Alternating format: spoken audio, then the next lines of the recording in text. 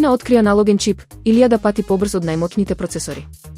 Научниците во Кина развија нов, револуционерен чип со интересен пресврт. Тој е аналоген.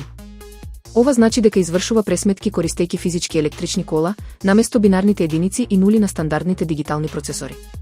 Креаторите од Универзитетот во Пекинг тврдат дека новиот чип може да ги надмине најмоќните графички процесори од Nvidia и AMD до 1000 пати.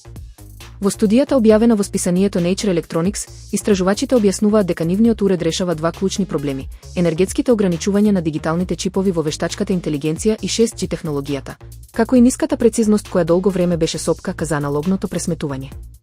При тестирањето на сложени комуникациски задачи, чипот покажал иста точност како дигиталните процесори, но потрошил околу 100 пати помалку енергија.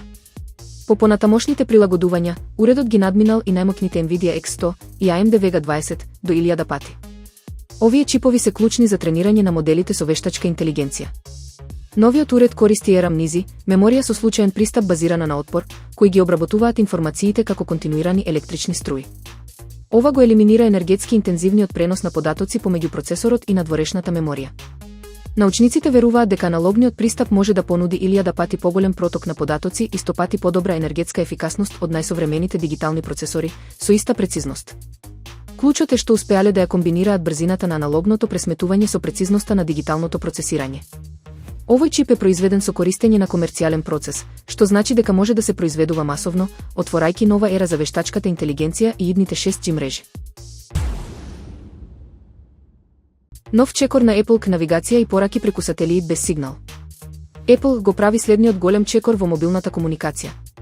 По воведувањето на SOS преку сателит, компанијата интензивно ги проширува можностите на iPhone, за да остане корисен дури и кога нема мобилна или Wi-Fi конекција.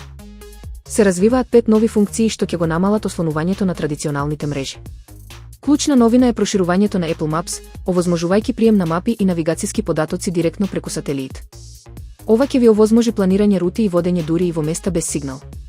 Паралелно, апликацијата Messages се подготвува за испраќање фотографии преку сателит, не само текст, што ќе овозможи прецизни визуелни информации во итни ситуации.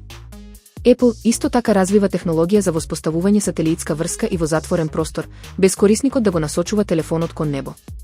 Следи интеграција на 5G со неземјени мрежи, каде сателитите ќе го прошират дострелот на мобилните кули. Планиран е и сателитски апи за апликации од трети страни, со кои специјализирани решенија ќе можат да функционираат без класична мрежна конекција. Иако засега нема да има телефонски или видео повици преку сателит, фокусот останува на пораките, навигацијата и длабоката интеграција на услугите.